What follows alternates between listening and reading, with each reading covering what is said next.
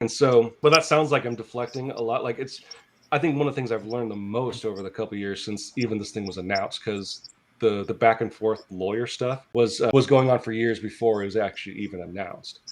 That part's not fun. I'll give you that. But if based on my experience, if let's just say it this way, if with the next thing I do, would I pursue an option with the production company? Probably.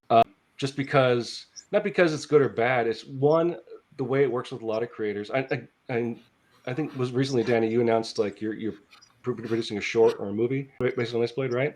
Like keeping it under your control, right? Basically, and going through the traditional system where you get optioned, even in a lot of cases with big name people, the way it works out is that the person that created the IP, that's basically all they get to do is create the IP. That there's no real impetus or requirement for them to be involved in the creation of the show.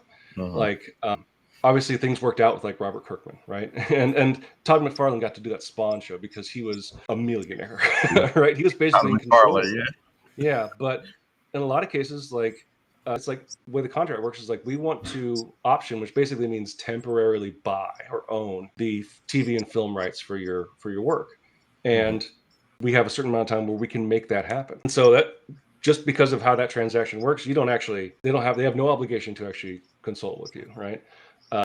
Obviously that would be nice, but because of that, I would never probably pursue an outside production company to produce one of my works. It'd be if I had the money and the interest and the time and idea to make it into a movie or a TV show or whatever, then I would do that, but only if I had those resources.